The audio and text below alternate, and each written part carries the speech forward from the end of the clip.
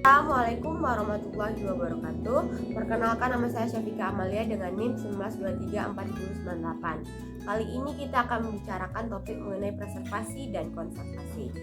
Jika berbicara mengenai hal tersebut, maka kita akan berhubungan langsung dengan bahan pustaka. Bahan pustaka merupakan hal yang paling penting untuk dijaga dan dilestarikan. Mengapa? Karena bahan pustaka merupakan sumber informasi yang akan digunakan oleh pengguna perpustakaan. Preservasi sendiri yaitu usaha atau semua aspek usaha yang dilakukan untuk melindungi bahan pustaka dan arsip, baik di dalamnya berupa kebijakan pengelolaan, metode dan teknik, sumber daya manusia, dan cara penyimpanannya. Sedangkan konservasi merupakan kebijakan atau cara khusus melindungi bahan pustaka untuk dilestarikan. Setelah kita mengetahui pengertian dari preservasi dan konservasi, tentunya kegiatan tersebut memiliki tujuan, dan tujuannya itu yaitu untuk mengamankan atau menjaga informasi yang terkandung di dalam dokumen. Yang kedua yaitu dengan adanya kegiatan tersebut dapat menjaga kondisi fisik dari dokumen yang kita lakukan preservasi dan konservasi. Yang ketiga yaitu untuk mengatasi terjadinya kendala kekurangan ruangan karena sudah ditata. Dan yang terakhir yaitu dengan adanya kegiatan preservasi dan konservasi dapat mempercepat proses penelusuran informasi. Di dalam kegiatan preservasi dan konservasi terdapat 8 fungsi, yaitu melindungi, pengawetan, kesehatan, pendidikan, kesabaran, sosial, ekonomi, dan keindahan. 8 tersebut merupakan fungsi dari kegiatan preservasi dan konservasi. Kegiatan preservasi dan konservasi memiliki 4 unsur penting yang harus ada di dalamnya.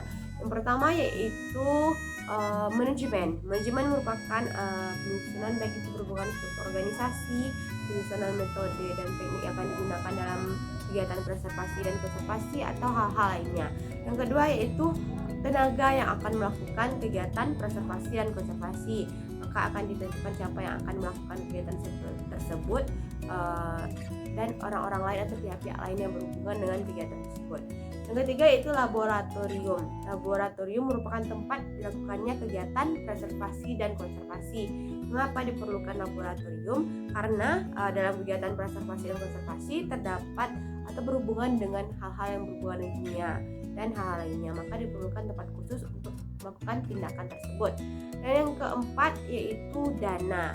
Dana merupakan hal atau aspek yang paling penting karena dengan adanya dana dan anggaran yang baik yang tersusun, maka kegiatan preservasi dapat berlangsung dengan baik.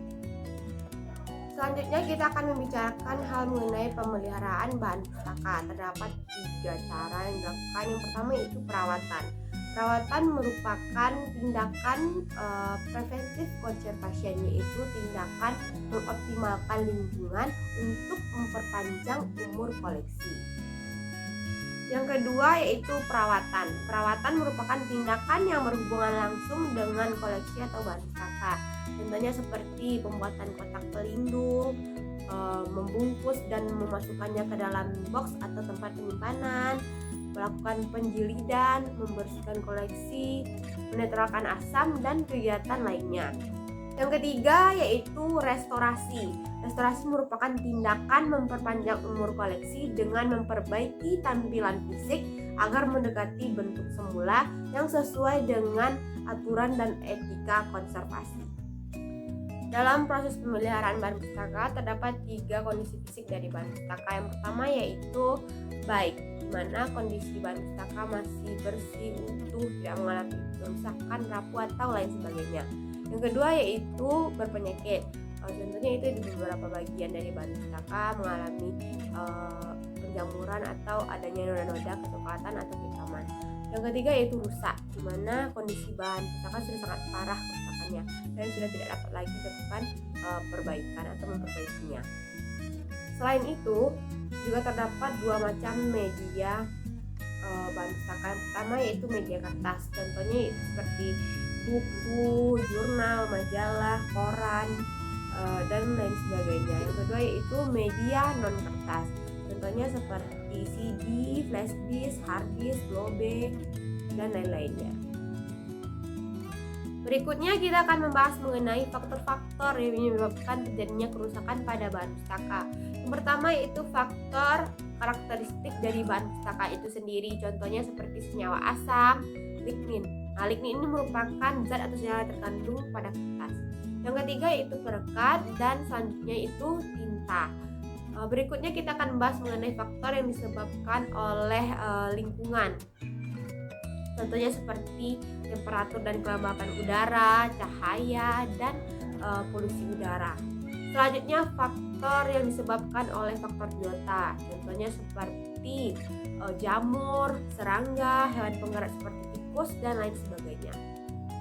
Berikutnya yaitu faktor yang disebabkan oleh faktor manusia. Contohnya yaitu seperti vandalisme.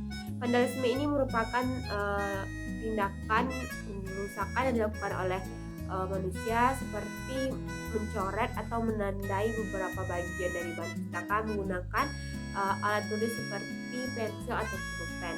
Yang kedua yaitu melakukan fotokopian secara berlebihan. Yang ketiga yaitu penyimpanannya yang tidak diatur atau diletakkan dengan sembarangan. Yang keempat yaitu pemakaiannya yang berlebihan. Dan yang terakhir faktor yaitu faktor bencana. Faktor bencana juga dapat mengakibatkan kerusakan pada bahan pustaka. Contohnya seperti kebakaran, banjir, gempa, dan lain sebagainya. Setelah kita mengetahui faktor-faktor yang menyebabkan terjadinya kerusakan bahan pustaka, maka perlu dilakukan tindakan pencegahan terhadap faktor tersebut. Pertama yaitu untuk pencegahan faktor lingkungan, kita dapat menggunakan AC pada ruangan perpustakaan dengan suhu normal yaitu 20-24 derajat Celcius. Yang kedua yaitu mengurangi intensitas cahaya, contohnya dengan penggunaan gorden pada jendela. Yang ketiga yaitu menggunakan pembersih ruangan. Dan yang keempat yaitu meletakkan koleksi atau bahan pustaka di tempat pelindung atau kotak pelindung bahan pustaka. Yang kedua itu pencegahan terhadap faktor biota. Contohnya dengan membersihkan koleksi bahan pustaka secara rutin dan berkala.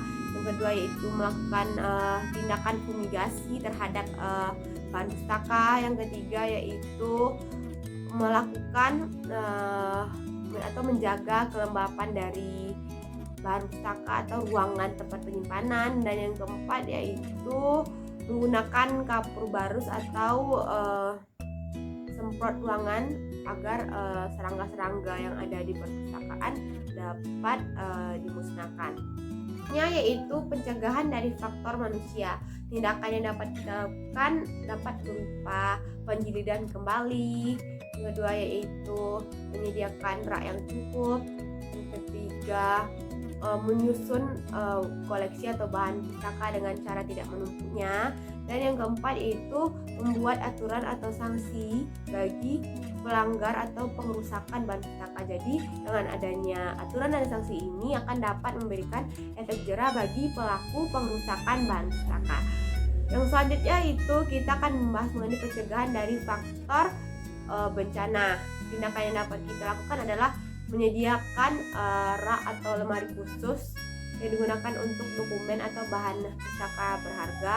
Yang kedua itu penyediaan alat-alat pencegahan kebakaran seperti smoke detector atau hidran. Dan yang ketiga yaitu penyediaan nomor-nomor telepon darurat seperti nomor telepon pemadaman kebakaran atau hal-hal lainnya yang dapat kita hubungi ketika terjadinya bencana. Baiklah, menurut saya sekian dari penjelasan saya mengenai hal-hal atau segala aspek yang berhubungan dengan preservasi dan konservasi. Semoga dengan apa yang saya sampaikan ini dapat memberikan manfaat bagi penonton. Saya mengucapkan terima kasih atas perhatiannya dan mohon maaf apabila terjadi kesalahan dalam pengucapan ataupun isi dari materi yang saya sampaikan. Assalamualaikum warahmatullahi wabarakatuh.